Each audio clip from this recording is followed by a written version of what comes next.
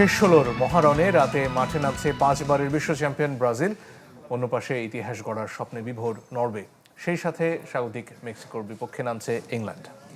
নিঃসন্দেহে ব্রাজিলের সবথেকে বড় চ্যালেঞ্জ হতে চলেছে নরওয়ে মহাতারকা স্ট্রাইকার আর্লিং হালান্ড।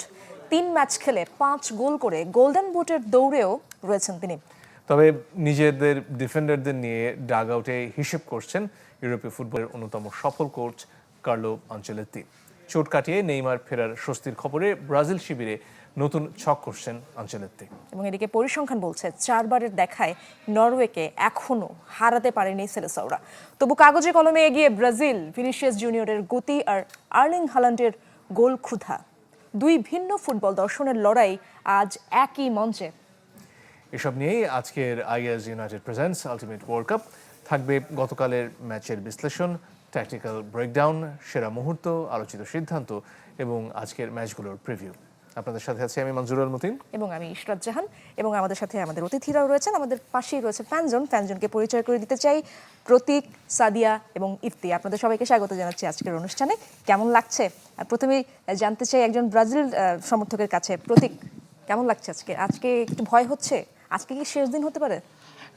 একটু নার্ভাস তো লাগছেই, তবে আমি আশাবাদী আজকে ব্রাজিল জিতবে। বাহ, আমরা একটু ওকে পাস করি।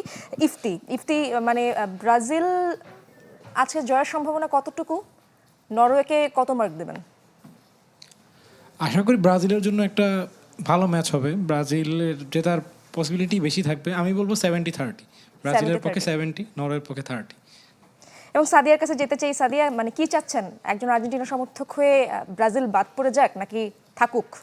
সত্যি কথা বলতে সাউথ এশিয়াতে ব্রাজিল আর্জেন্টিনার যে উন্মাদনা, আমি চাইবো যে ব্রাজিল আর্জেন্টিনা শেষ পর্যন্ত যাক, কারণ বিশ্বকাপের যে উৎসবটা এটা এই দুই দল ঘিরে সবচেয়ে বেশি হয়। সো আমার দেশের উৎসবের জন্য তো আমি এই দুই দলকেই চাইবো শেষ পর্যন্ত যেতে। অনেক ধন্যবাদ। আমাদের অতিথিরা রয়েছেন সাইফুল বারী টিটু, প্রত্যেক দিনকার মতোই আছেন আমাদের সাথে, সেই সাথে আছেন বাফুফের পারফরমেন্স অ্যানালিস্ট নাসির ইসলাম। আপনাদের দুজনকেই স্বাগত আমাদের অনুষ্ঠানে। টিটু ভাই, কোথা থেকে শুরু করব? মেইন হচ্ছে আমরা শুরু করি কানাডার প্রেসিং নিয়ে। মেইন হচ্ছে ফার্স্ট 10 মিনিটস হোক 15 মিনিটস হোক, কানাডা যেটা করছিল মিড ব্লক থেকে প্রেসিং। তো আমরা আগে গোলগুলি দেখে নিই, তারপরে এটা নিয়ে যাবো না। সো আমার স্ক্রিন যদি এখানে দেখানো যায়, সো এখানে দেখা যাচ্ছে যে ফ্রি কিকটা যখন পেয়েছে মরক্কো অ্যাকচুয়ালি ফার্স্ট হাফে বল নিয়ে অ্যাডভান্স করাটা তাদের জন্য খুব প্রবলেমেটিক ছিল, যেটা আমরা পরে দেখব। সো এখানে দেখা যাচ্ছে যে normally zonal marking 5 players in one line, man marking এখানে 3 প্লেয়ার্স। একজন আছে এখানে যদি শর্ট কর্নার হয়, আরেকজন বলে ওয়ালে দাঁড়িয়েছে। So all 10 players R here. But আমরা জানি যে সেকেন্ডারি ডিফেন্ডিং বা পেনাল্টি এরিয়ার যে টপে, এইখানে কোনো কিন্তু ব্লক রাখি আমরা সাধারণত, যে একটা সেকেন্ড বল কালেক্ট করার জন্য, এটাতে ছিল না। আমার ধারণা এদের জেসে মার্চের টিমের ডিফেন্ডিং দেখে, কর্নারের ডিফেন্ডিং কীভাবে করে এই প্ল্যানটা মরক্কো করে, যার জন্য ওরা কিন্তু ওইখানে ক্রসই করেনি, যেটা করেছে। এবং উনাহি ওইখানে ওয়েট করছিল যে বলটা আসলে সে ওয়ান টাচে ফিনিশ করবে। ইট ওয়াজ অ্যাজ প্ল্যান আমার মনে হয়। এবং এখানে আমরা যদি দেখি, এটা কাউন্টারের সেকেন্ড হাফের, এটা প্রায় শেষের দিকে 82nd মিনিটে। তো এইখানে হচ্ছে কাউন্টারে 3 ভার্সেস 3। বাট এগেইন কোন প্লেয়ারটা এখানে আসলো? উনাহি। ও বক্স টু বক্স মিডফিল্ডার, যেমন আমরা অনেক আগে পল পগবা ওই টাইপের প্লেয়ার দেখতাম, he played exactly like that আমার মনে হয়েছে। সো এখান থেকে যে ওর পজিশনটা, অনেক প্লেয়ার আছে যে ওর ক্রসের জন্য এখানে চলে আসবে, বাট হি ওয়েটেড যে পিছনে খেলে কিনা। তো মেইনলি ওইটাই ব্রাহিম দিয়েস খেলেছে এবং এইটাও এক্সেলেন্ট, চমৎকার শট। নাসির ভাই, যোগ করার আছে এখানে কিছু? এটা চেয়ে তো প্রথম অংশে যেটা দেখা ছিল, সেট পিস থেকে যখন ফ্রি কিক থেকে গোলটা হলো, যেহেতু কানাডার 10 জন প্লেয়ার বক্সের ভিতরে ছিল, ওখানে কিন্তু উনাহির জায়গাটা ওপেন করার জন্য ওখানে যে সামনে যে ডিফেন্ডারটা ছিল, সেই ডিফেন্ডার কিন্তু মানে মরক্কোর প্লেয়ার কানাডা প্লেয়ারকে ব্লক করে রেখেছিল। ইউজার কি হয়, ডিফেন্ডার অ্যাটাকারকে ব্লক করে রাখে, কিন্তু এখন যে স্টাইল শুরু হয়েছে, অ্যাটাকাররাও ডিফেন্ডারদেরকে ব্লক করে রাখে, যাতে করে আমি তাকে পুশ করে নিয়ে যাই, এই জায়গাটা যেন খালি হয়ে যায়। সো থার্ড গোলটা অ্যাকচুয়ালি ওই ধরনের একটা কাউন্টার অ্যাটাক থেকেই, এবং এটা অ্যাডিশনাল টাইমের লাস্ট মিনিটে 8 মিনিটে। সো এখান থেকে এটা আমি বলবো যে সাইবারি ব্যথা পাওয়ার পর রাহিম আসে এবং হি প্লেড ভেরি ওয়েল আমার দৃষ্টিতে, কারণ আমরা খুব মানে ভাবছিলাম যে সাইবারি উঠে গেলে এখন কি হবে, because Canada was playing very good in terms of pressing and winning the ball, but এই যে কুল ফিনিশ তার ইট শোজ যে actually Canada tried their best. Morocco কি, মরক্কো এই গত 8 বছর 12 বছর ধরে কি করছে এইটার প্রমাণ কিন্তু আমরা জানি যে আন্ডার-20 চ্যাম্পিয়ন, তারা world cup champion under-20 Morocco, ওরা সেমিফাইনাল খেলেছে, তাই না? তো ওই হিসাবে বলবো যে অনেকে বলছিলেন যে খুব বেশি মেরে খেললো নাকি মরক্কো, অনেকগুলো তো হলুদ কার্ডও হলো।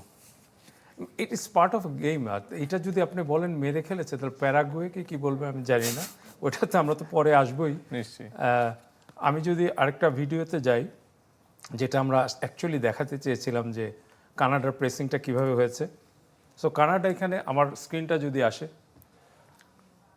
কানাডা অ্যাকচুয়ালি 4-4-2-তে প্রেসিং করেছে এবং বেশ কম্প্যাক্ট ছিল তাদের। এখানে আমরা এই ক্লিপটা দেখলে বোঝা যায় খেলাটার শুরুর দিকে কিন্তু এইভাবে বল হারিয়েছে মরক্কো কানাডার কাছে। এবং আপনি look at Canadian forward players, how many players they are running. So এই জায়গাটাতে স্ট্রাগল করছিল মরক্কো এবং ইটস অলমোস্ট আ চান্স, যেটার থেকে কানাডা কি ফিনিশিং দুর্বল হওয়ার কারণে এই ফিনিশিং, অবস্থা হলো? হ্যাঁ ফিনিশিং একটা ব্যাপার আছে, আরেকটা হচ্ছে যে মরক্কোর প্লেয়ারদের more technical skill in defending and in attacking, ওইটা হয়তো মরক্কোকে সেভ করেছে এখানে। সো এখানে আমরা নাসিফের কিছু জিনিস দেখব যেটা ও এক্সপ্লেন করতে চাচ্ছে।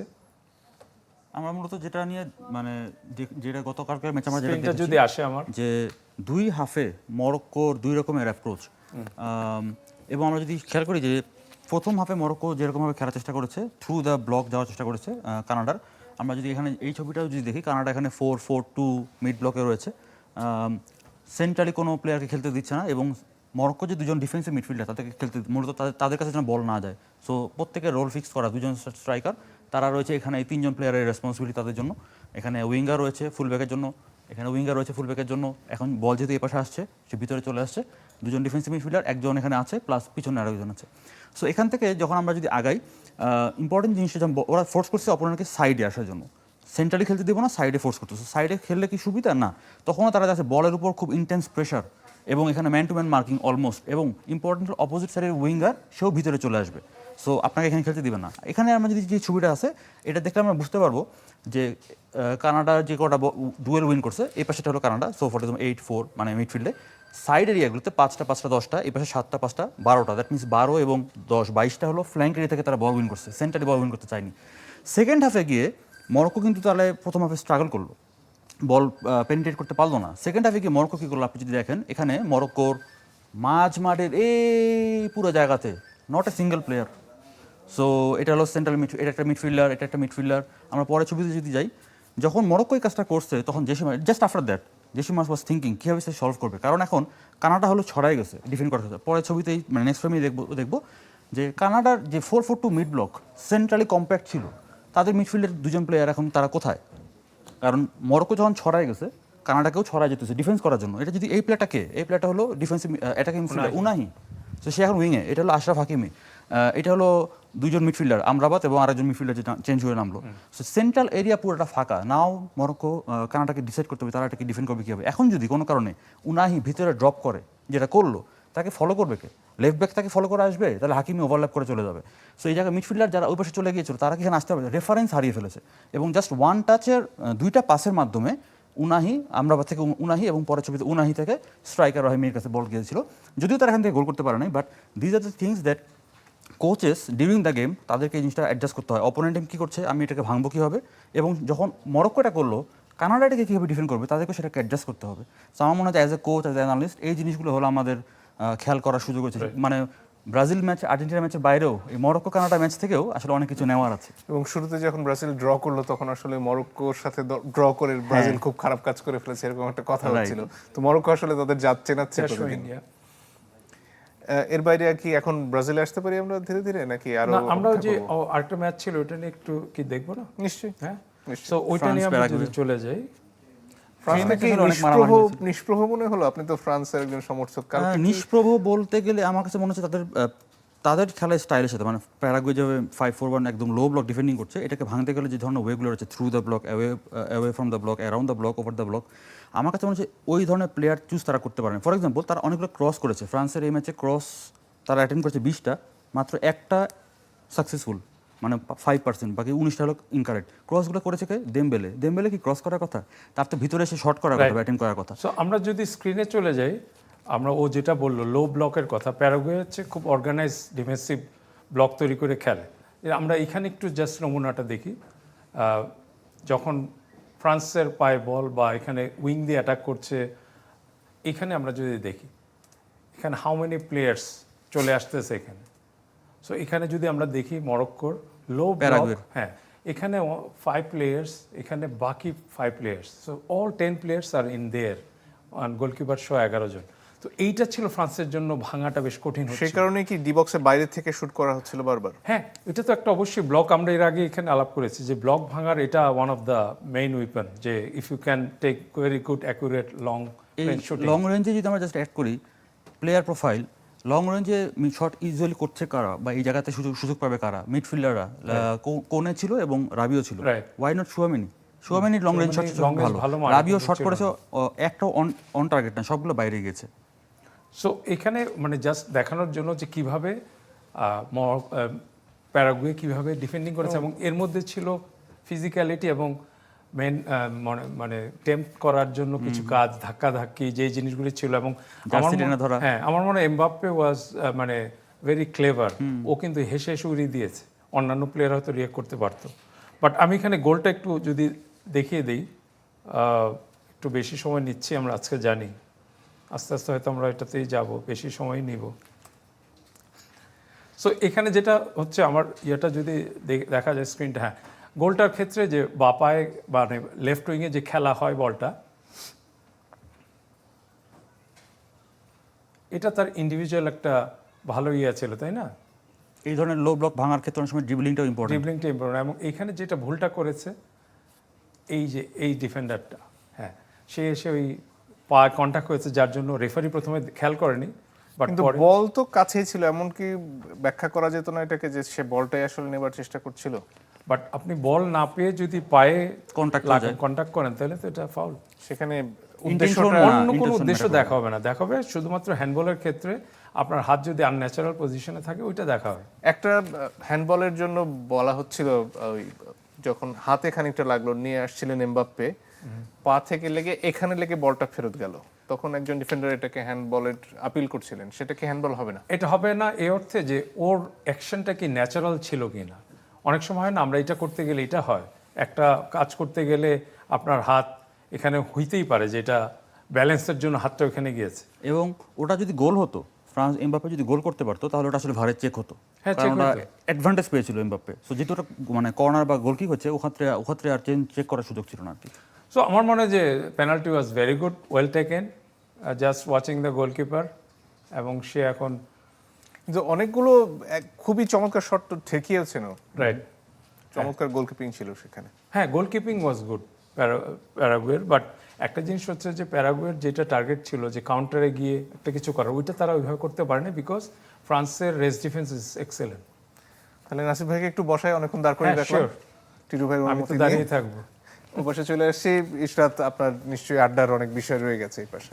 অবশ্যই নাসিফ ভাইকে স্বাগত এই পাশে। Thank you so much. Nasif ভাই, আজকের রাত 2টার ম্যাচ নিয়ে একটু আলোচনা করতে চাই। প্রথমেই যে বিষয়টি, আনচেলত্তির উপরে কতটা ভরসা রাখছেন? ডেফিনেটলি আঞ্চলতি আজকে একটা ইন্টারভিউতে দেখছিলাম, বলছিলেন যে তিনি প্রায় 1400 ম্যাচ অ্যাজ হেড কোচ কাজ করেছেন, এবং তাকে পরামর্শ দেওয়ার মতো যদি কেউ থাকেন তাহলে হলো অ্যালেক্স ফার্গুসন, যে কিনা প্রায় 2000 match as a head coach দায়িত্ব পালন করেছেন। সো উনি বলছেন 1400 ম্যাচ মানে একটা ভালো অভিজ্ঞতা, বাট এরপরও অনেক কিছু শেখার আছে বা দেখার আছে। এবং তার যে সাপোর্টিং স্টাফ রয়েছে, তার ছেলেও সেখানে রয়েছে। আমার কাছে মনে হচ্ছে ট্যাকটিক্যাল পয়েন্ট অফ ভিউ থেকে, modern tactical point of view থেকে তারা তাকে যথেষ্ট সাপোর্ট করে, এবং they have good chemistry between their coaching staff. So I think definitely tactical point of view থেকে ব্রাজিল মানে স্ট্রাগল করবে না। তাদের যদি কোনো অ্যাডজাস্টমেন্ট করতে হয় তারা সেটা করবে, যেটা আমরা গতকাল মরক্কো ম্যাচে দেখলাম। ব্রাজিল ম্যাচ থেকেও, ব্রাজিলের কোচিং স্টাফের কাছ থেকেও আমরা এই ধরনের ট্যাকটিক্যাল যদি অ্যাডজাস্টমেন্ট লাগে সেটা আমরা দেখতে পাবো। অবশ্যই আমরা একটা বিরতিতে যেতে চাই, বিরতির পরে আমরা আবার আলোচনায় ফিরবো। আইগাস ইউনাইটেড প্রেজেন্স আলটিমেট ওয়ার্ল্ড কাপে একটি বিরতি নিচ্ছি, ফিরছি একটু পরে, সাথেই থাকুন।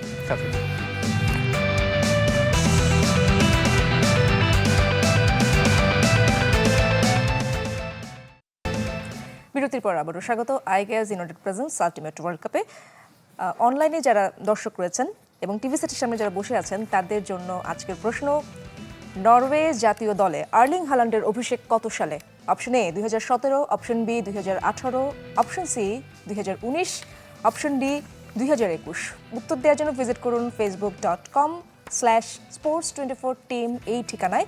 সঠিক উত্তরদাতা পাবেন চ্যানেল 24 এর পক্ষ থেকে আকর্ষণীয় গিফট হ্যাম্পার। এবং গতকাল অনলাইনের কুইজ বিজয়ী হয়েছেন রাঙামাটি থেকে মোহাম্মদ হোসেন, আপনাকে অভিনন্দন জানাচ্ছি। চ্যানেল 24 এর পক্ষ থেকে আপনি পেয়ে যাচ্ছেন আকর্ষণীয় পুরস্কার। আমরা আবারও আলোচনায় ফিরতে চাই।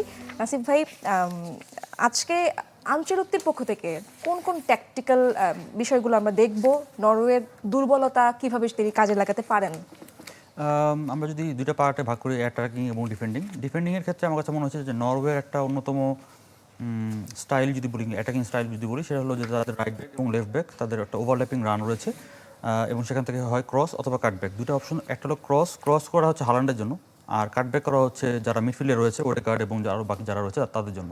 তো এই ওভারল্যাপিং রানটা যদি করা হয়, লেটসে ব্রাজিলের রাইট সাইড দিয়ে যদি ওভারল্যাপিং রানটা যখন করবে অপোনেন্টের লেফট ব্যাক, তখন সেখানে রায়ান অথবা এজ এ উইঙ্গার সে ডিফেন্ডিংয়ে হেল্প করবে। কিন্তু লেফট সাইডে ব্রাজিলের লেফট সাইড দিয়ে যখন ওভারল্যাপিং রানটা করবে নরওয়ের রাইট ব্যাক, তখন এই জায়গায় ডিফেন্ড করবে কে? আগে এতদিন পর্যন্ত পাকেতা ছিল, আজকের ম্যাচে হয়তো পাকেতা নাই, সেই জায়গায় স্টার্ট করবে কে? এটা একটা ইম্পর্টেন্ট জিনিস। কেউ বলছেন যে দানিলো হতে পারে মার্টিনেলি। আমার কাছে মনে হচ্ছে মার্টিনেলি যদি স্টার্ট করে, এক্ষেত্রে মার্টিনেলির পক্ষে এই ডিফেন্ডিংয়ে হেল্প করাটা খুবই পসিবল। কিন্তু সেক্ষেত্রে মার্টিনেলি স্টার্ট করলে আবার তাদের সাবস্টিটিউটকে, মানে এনাফ সাবস্টিটিউট ভরসা করার মতো প্লেয়ার তাদের একটু কম, এটা একটা জন্য। এই জন্য দানিলো অথবা মার্টিনেলি, বাট মার্টিনেলি স্টার্ট করলে ভিনিসিয়াস উপরে থেকে যেতে পারবে, লেফট উইংটা ডিফেন্ড করার জন্য তাদের সুবিধা হবে। আর অ্যাটাকিংয়ের ক্ষেত্রে আমার কাছে মনে হচ্ছে যে যেই গোলগুলো নরওয়ে আসলে কনসিড করেছে এখন পর্যন্ত, ফ্রান্সের এগেনস্টে বা সেনেগাল, আইভরি কোস্টের এগেনস্টে, এই বেশিরভাগগুলো গোল ছিল হলো ইন্ডিভিজুয়াল ড্রিবলিংয়ের মাধ্যমে। সো আমার মনে হয় আজকে ভিনিসিয়াসকে আপনি যত বেশি 1 ভার্সেস 1 সিচুয়েশন দিতে পারবেন, সো সেই জন্য যে মার্টিনেলি স্ট্রাইকার যদি কুনিয়া খেলে বা মিডফিল্ডে যারা আছে, তারা যেন অপোনেন্টকে একটা সাইডে নিয়ে আসতে পারে, প্লাস অপোনেন্টের স্পেসের, মানে ডিফেন্স লাইনের পেছনে যে স্পেস আছে, যে হাইতির এগেনস্টে ভিনি একটা গোল করেছিল, ওই স্টাইলের যদি আপনি অপোনেন্টকে এই জায়গায় নিয়ে আসতে পারেন, ডিফেন্স লাইনের পেছনে স্পেস তৈরি করবেন, 1v1 সিচুয়েশন দিবেন, so that Vini can get more chances of 1v1 against the Norway right back, তাহলে আমার মনে হয় যে ব্রাজিলের অ্যাটাকিংয়ের ক্ষেত্রে কিছু সুবিধা পাবে। আরেকটা জিনিস হলো এই ম্যাচে সেট পিস খুব বড় ভূমিকা হয়ে যেতে পারে। দুই পাশেরই মানে সেট পিস টেকিংয়ে খুব ভালো, মানে এরিয়াল ডুয়েলসে খুব ভালো, বাট ব্রাজিলের সাথে নরওয়ে ক্ষেত্রে কিছুটা এগিয়ে থাকবে। তো সেট পিস থেকে আমার মনে হয় যে ব্রাজিলকে খুব বড় একটা চ্যালেঞ্জ ফেস করতে হতে পারে। আরও অনেক বিষয়ে জানার আছে আপনার কাছে, আমরা একটু আমাদের ফ্যান জোনে যেতে চাই। ইফতির কাছে যেতে চাই। আজকের ম্যাচে ব্রাজিলের কোন প্লেয়ারকে আসলে জ্বলে উঠতে দেখতে চান? অবশ্যই ভিনিসিয়াস যেহেতু ফর্মটা ক্যারি করছে, ভিনিসিয়াসকে আবার চাইবো হচ্ছে জ্বলে উঠতে দেখতে। কিন্তু আজকে সবচেয়ে বড় চ্যালেঞ্জ যাকে নিতে হবে, তারা হচ্ছে আমাদের সেন্টার ব্যাক ডুও, যে মার্কিনোস আর গ্যাব্রিয়েল, তাদের আজকে বেস্ট ম্যাচটা খেলতে হবে অবশ্যই। কারণ হাল্যান্ড আর হচ্ছে সরলতের মতো যেহেতু ফিজিক্যাল স্ট্রাইকার আছে, তো তাদেরকে তাদের বেস্ট ম্যাচটা যদি আজকে খেলতে পারে, তাহলে ব্রাজিলের খুব ভালোভাবে ম্যাচটা উঠতে যাওয়ার সম্ভাবনা আছে। নেইমার একদম মাঠেই নামতে পারছেন না এবং অনেকে বলছেন যে আসলে তাকে না নামিয়েই শেষমেশ ব্রাজিল কতদূর চলে যেতে পারে, এবং শেষ পর্যন্ত বলা হচ্ছে যে তার ফিটনেস আজকে পুরোপুরি আছে 90 মিনিট খেলার মতো। নেইমারের ভাগ্যে আসলে কি আছে বলে মনে হয়? গত কয়েকটা বিশ্বকাপ আমরা যদি দেখি, ব্রাজিলের বেশিরভাগ কোচ আসলে এক নেইমার কেন্দ্রিক দল সাজিয়েছিল।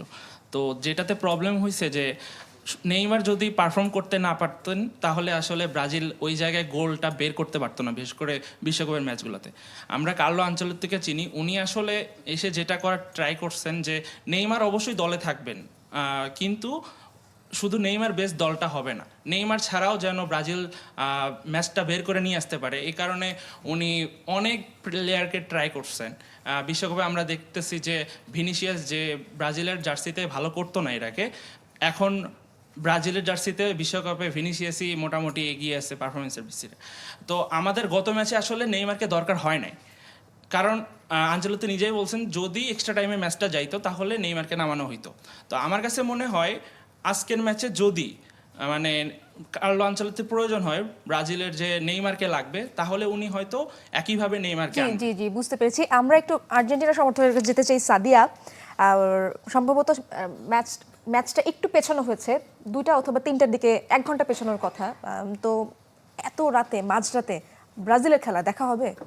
হ্যাঁ অবশ্যই দেখা হবে, কারণ আমার বাসার সবাই ব্রাজিল সাপোর্টার। আমি আর আমার ছোট বোন শুধু আর্জেন্টিনা করি, এবং আমার দেখা দেখি আমার ছোট বোন আর্জেন্টিনা সাপোর্ট করে। সো অবশ্যই ম্যাচ দেখব। এবং যেহেতু আমি বার্সা সমর্থক ক্লাব হিসেবে, সো পেপ গার্দিওল আগে বার্সাকে কোচ করেছে, সো সেখান থেকে আমার মানে ম্যান সিটিরও সে কোচ। সো আর্লিং হাল্যান্ডের জন্য আমার স্পেশাল সাপোর্ট তো থাকবেই। আমি চাইবো নরওয়ে এটা টাই ব্রেকার পর্যন্ত নিক, কারণ 2022 সালে অ্যালিসন বেকার টাই ব্রেকার একটু নড়বড়ে ছিল। তো টাই ব্রেকারে গেলে ব্রাজিলের জন্য এটা টাফ ম্যাচ হবে ফর শিওর। আপনি ব্রাজিলকে থাকতেও বলছেন, আবার টাই ব্রেকার চাচ্ছেন। কিন্তু আমি লাস্ট দিন কেপ ভার্দেকে নিয়ে যতটা সাফার করছি, আমি তো চাইবো আজকে ব্রাজিলের ফ্যানরা একটু সাফার করুক, একটু সাফার করুক। ওকে, ঠিক আছে, শেষ ভালো হলেই হলো, তাই না? হ্যাঁ। আমাদের সহকর্মী রেজওয়ানুজ্জামান মার্কিন যুক্তরাষ্ট্র থেকে সবশেষ খবরগুলো আমাদের জানাচ্ছেন। তিনি এই মুহূর্তে আমাদের সাথে যোগ দিচ্ছেন সেখান থেকেই। রেজওয়ান, কি অবস্থা, সবশেষ কোথায় আছেন এই মুহূর্তে? আর যদি কোনো প্রশ্ন থাকে, এখানে টিটু ভাই আছেন, নাসিব ভাই আছেন, তাদের কাছে আপনার কোনো প্রশ্ন থাকলে করতে পারেন।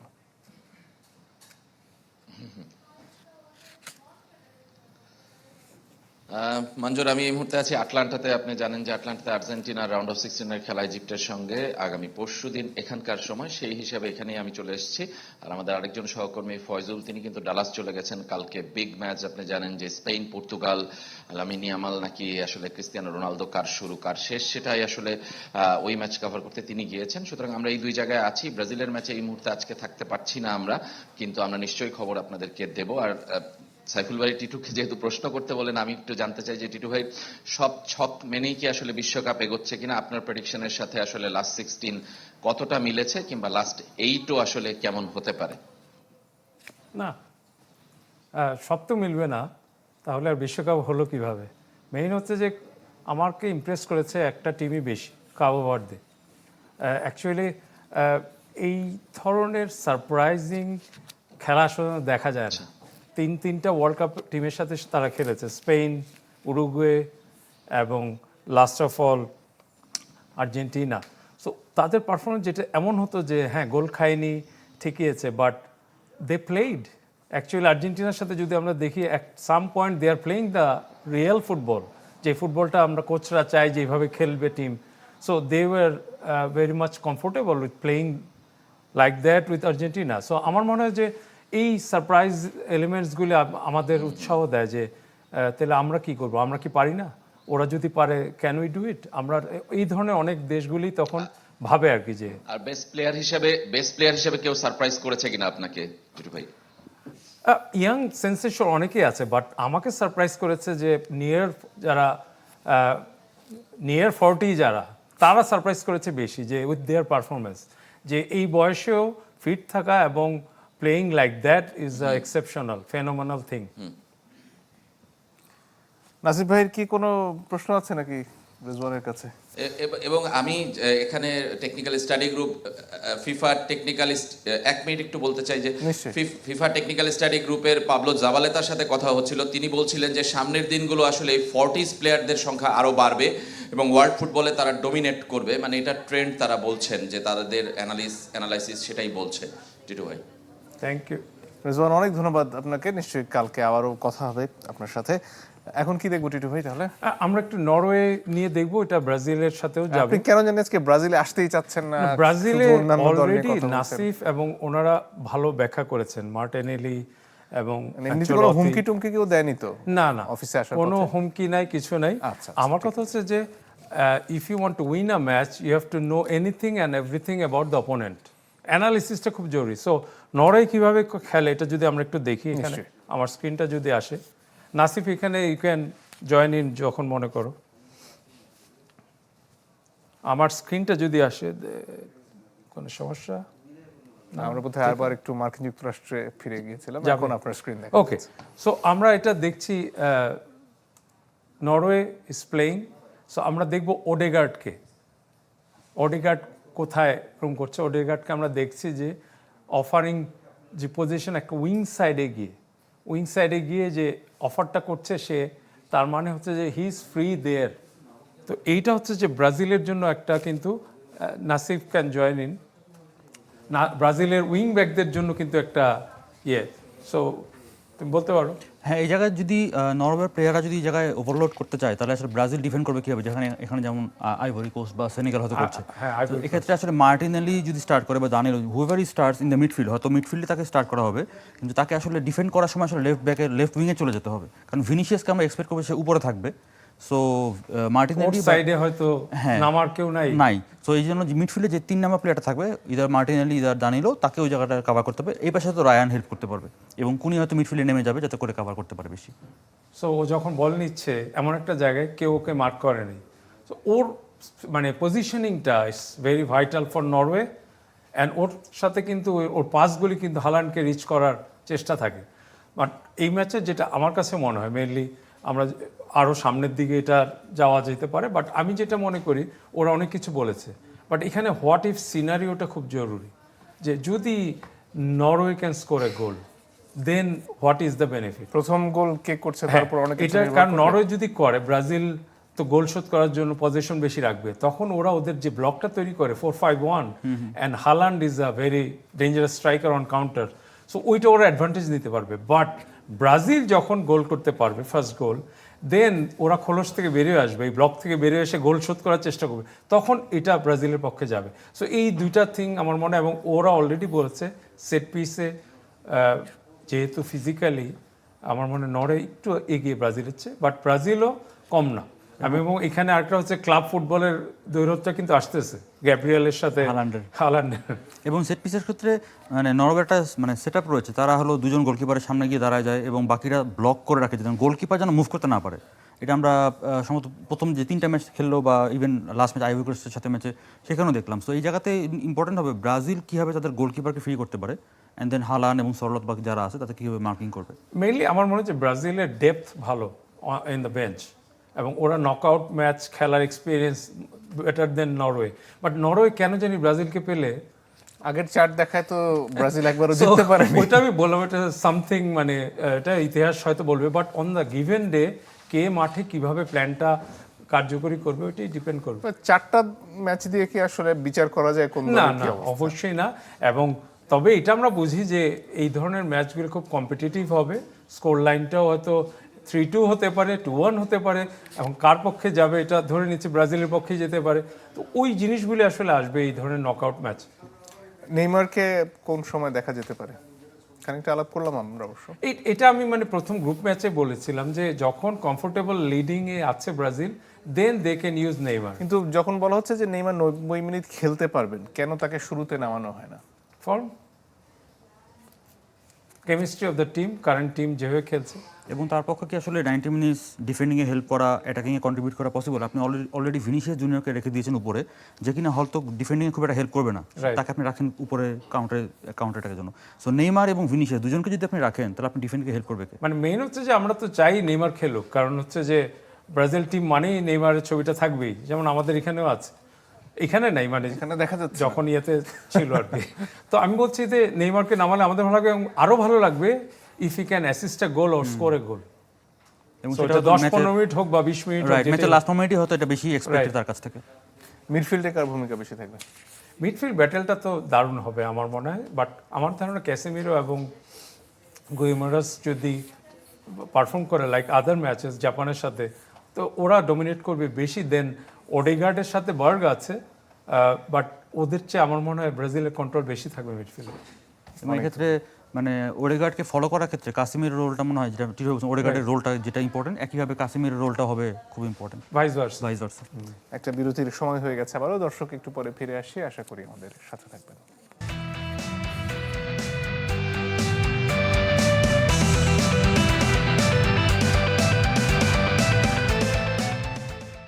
দর্শক আপনারা দেখছেন আইগাস United presents Ultimate World Cup. Titu ভাই, আপনার কাছে ইংল্যান্ডের প্রসঙ্গে বোধ আমরা আসতে চাচ্ছিলাম। হ্যাঁ, মেনলি হচ্ছে ইংল্যান্ড তো আসলে অনেক রকম কথা বলছে যে তাদের বিপদে ফেলানোর জন্য সব চেষ্টা চলছে।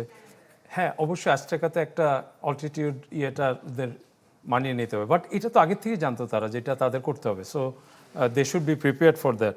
সো মেইনলি আমরা যে একটা লাস্ট ম্যাচের ভিডিও দিয়ে আমরা ইংল্যান্ডকে দেখাতে যাচ্ছি যে কী করলে তাদের, যদি আমার স্ক্রিনটা দেখা যায় এখানে, মেইন হচ্ছে যে ইংল্যান্ড গত ম্যাচে যে গোলটা খেয়েছে ওইখানেই কিন্তু মেক্সিকোর হ্যাঁ, এখানে রাইট ব্যাক মিস করে যায়, তো মেক্সিকোর সবচেয়ে ডেঞ্জারাস প্লেয়ার কিউনেনেস ও লেফট উইংটা দিয়ে খেলে।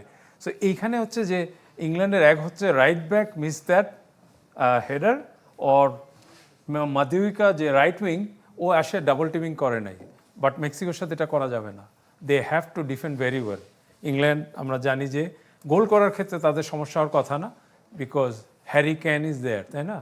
তো শেষ ম্যাচে দারুণ ফর্মে ছিলেন। সো এই জন্য ডিফেন্ডিংটা আমার মনে হয় তাদের একটু মনোযোগ রাখা উচিত এইখান থেকে, এবং এখানে হ্যারি ক্যানের মতো প্লেয়ার থাকলে যা হয় এটা তো আমরা দেখেছি। সো আমরা জাস্ট হ্যারি ক্যানের ওই ইয়েটা যদি দেখি, তার পজিশনটা দেখি, সে কীভাবে একটা ট্রিকি একটা পজিশন নিয়েছে বিটুইন, এবং এই যে ডিফেন্ডারকে ধাক্কা দিয়ে চলে গেল, এখন হি বিকামস ফ্রি। এবং তারপরে যে তার মুভমেন্টটা, ডিফেন্ডার তার সাথে সে ফরওয়ার্ড মুভমেন্ট, এটাতেই সে হেড করেছে। সো এই জিনিসটা আমার মনে হয় যে he is a very good finisher, excellent finisher of the one of the best striker in the world বলা যায়। বায়ার্ন মিউনিখ এবার সে দেখিয়েছে, এবং এখান থেকে তার যে দুর্দান্ত গোলটা ছিল, এটা আপনাদের মনে আছে সবারই, এই ধরনের সিচুয়েশনে। এবং এখান থেকে খুব ভালো পাস ছিল গর্ডনের, নো লুক গোল, কোনো না দেখেই মেরেছে, জাস্ট এটা সিদ্ধহস্ত। তো আমার ধারণা যে বাট তারপরেও এই ম্যাচটা খুব কম্পিটিটিভ হবে, because Mexico they have the whole crowd with them, and of course অ্যাস্টেকাতে তাদের রেকর্ড আছে, but record is nothing, on the given ডেতে কে কী করলো এটাই ডিপেন্ড করবে। নিশ্চয়ই। সব মিলিয়ে ব্রাজিলের খেলা নিয়ে বেশ খানিকটা আলাপ হলো, কোনো ভবিষ্যৎবাণী আছে কিনা, কি হতে পারে?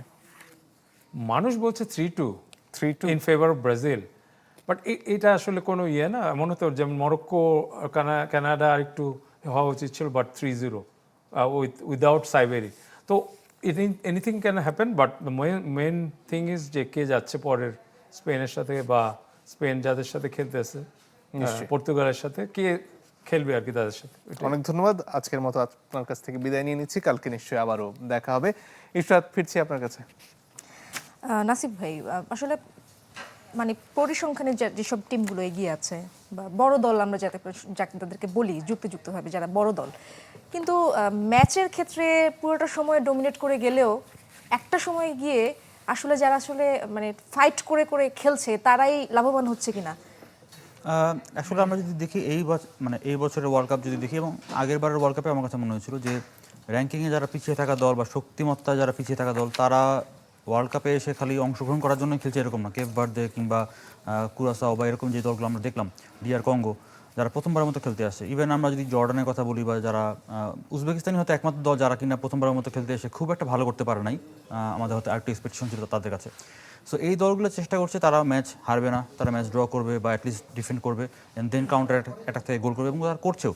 সো এইসব ক্ষেত্রে যেটা হচ্ছে যে বড় দল যাদেরকে আমরা বলি বা যারা চ্যাম্পিয়ন হতে চাচ্ছে, তাদেরকে আসলে এই জায়গায় মানে রেজিলিয়েন্ট থেকে কীভাবে তারা ম্যাচটাকে বের করে নিয়ে আসতে পারে। জাপানের এগেনস্টে ব্রাজিল, তারা স্ট্রাগল করছিল, ব্রাজিল ফার্স্ট হাফে, সেকেন্ড হাফে তারা আস্তে করে কাম ব্যাক করলো। সেমভাবে আর্জেন্টিনা একটা পর্যায়ে কেপ ভার্দের সাথে স্ট্রাগল করছিল, বাট সেখান থেকে তারা ম্যাচে শেষ পর্যন্ত তারা ব্যাক করেছে বা উইন করেছে। ফ্রান্স প্যারাগুয়ের এগেনস্টে স্ট্রাগল করছিল, ইভেন মরক্কো কানাডার এগেনস্টে স্ট্রাগল করছিল ফার্স্ট হাফে।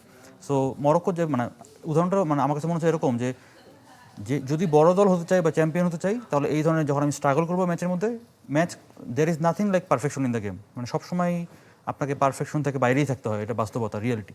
কিন্তু এই স্ট্রাগল মোমেন্টে আপনি কীভাবে এটাকে সময়টা পার করছেন, ডিফেন্ড করছেন, গোল খাচ্ছেন না, এন্ড দেন যখন আপনার সুযোগ আছে, মোমেন্টাম আসছে, সেটাকে আপনি কাজে লাগাচ্ছেন কীভাবে, এই জিনিসটা যে দলগুলো করতে পারছে বা করতে পারবে তারাই প্রোগ্রেস করবে। এবং এক্ষেত্রে এখন পর্যন্ত আর্জেন্টিনা, ব্রাজিল, মরক্কো, ফ্রান্স তারা এই জায়গাতে প্রোগ্রেস করছে, জার্মানি কিন্তু বাদ পড়ে গেছে। সো আঞ্চলিক একটা কথা বলেছিলেন যে আসলে সুন্দর ফুটবল আমরা খেলতে চাই না, আমরা জয় চাই। Right, ultimately that is the point. মানে অ্যাজ এ কোচ সে বলবে ভাই আমাকে ম্যাচ জিতলে আমি প্রোগ্রেস করছি, ওয়ার্ল্ড কাপ যদি জিততে না পারি তাহলে আমাকে কেউ ভালো কোচ বলবে না বা আমি সফল না।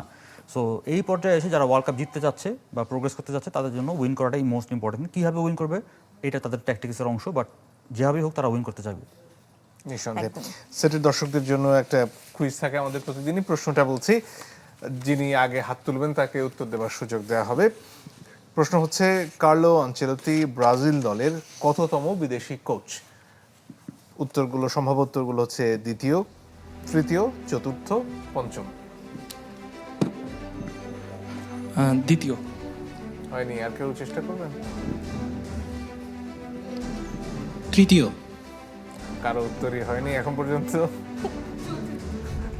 ওটা ঠিক আছে, ওটাকে আমরা নেবো। আচ্ছা আচ্ছা, যেহেতু আজকে ব্রাজিলের ম্যাচ, আর একটা কুইজে যাই। ভিনিসিয়াস জুনিয়র কয়টি গোল করেছেন এই বিশ্বকাপে? 4টি।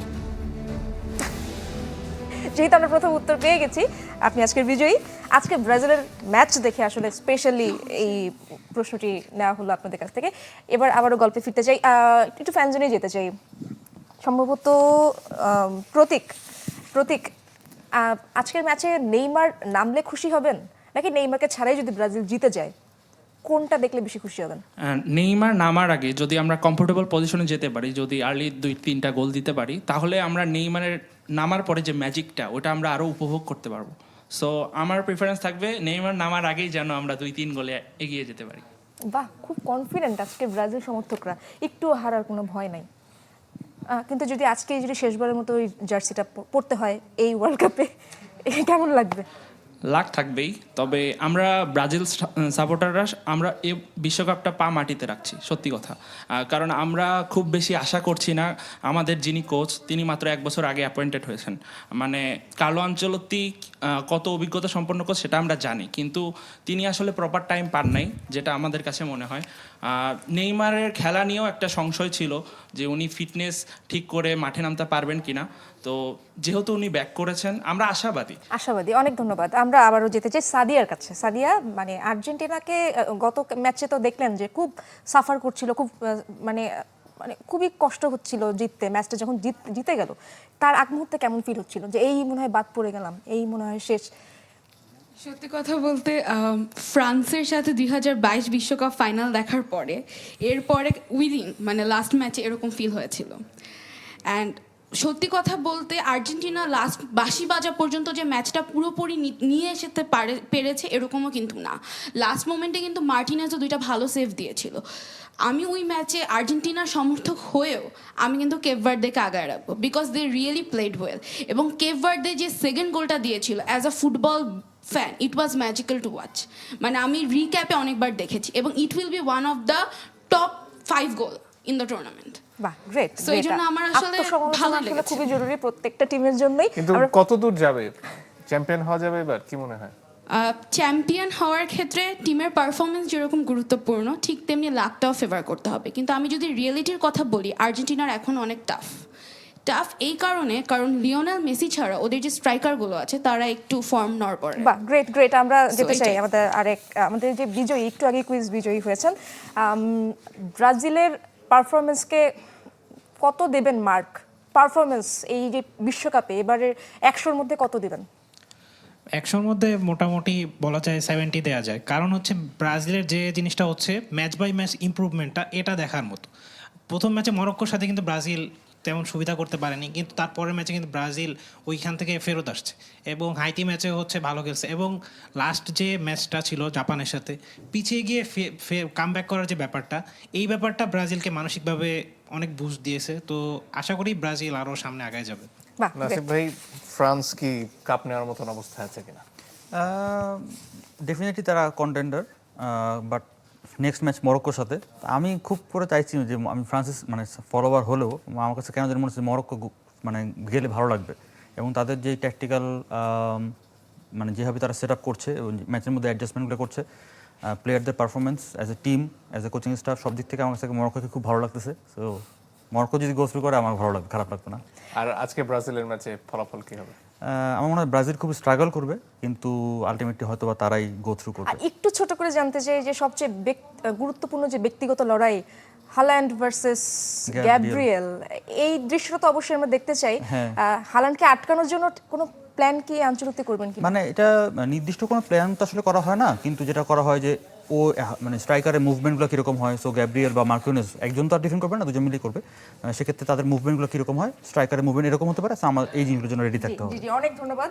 আমরা একদম শেষ পর্যায়ে চলে এসেছি আর মঞ্জুর। আমাদের স্পন্সরের তরফ থেকে কিছু কথা বলতে হবে আপনাকে। একদমই। দর্শক, রান্নাঘরের সবচেয়ে গুরুত্বপূর্ণ বিষয়গুলোর একটি হলো নিরাপদ ও নির্ভরযোগ্য গ্যাস সরবরাহ, আর সেই আস্থার নাম হতে পারে আইগ্যাস ইউনাইটেড এলপিজি। আইগ্যাস ইউনাইটেড এলপিজি শুধু ওজনের সঠিকই নয়, নিশ্চিত করে গ্যাসের সঠিক প্রেসারও, ফলে রান্না হয় দ্রুত এবং সহজেই। এর নীল শিখা হাঁড়ি পাতিলে কালি পড়তে দেয় না, তাই আপনার রান্নাঘরও থাকে পরিচ্ছন্ন। নিরাপত্তার বিষয়টিও এখানে সর্বোচ্চ গুরুত্ব পেয়েছে।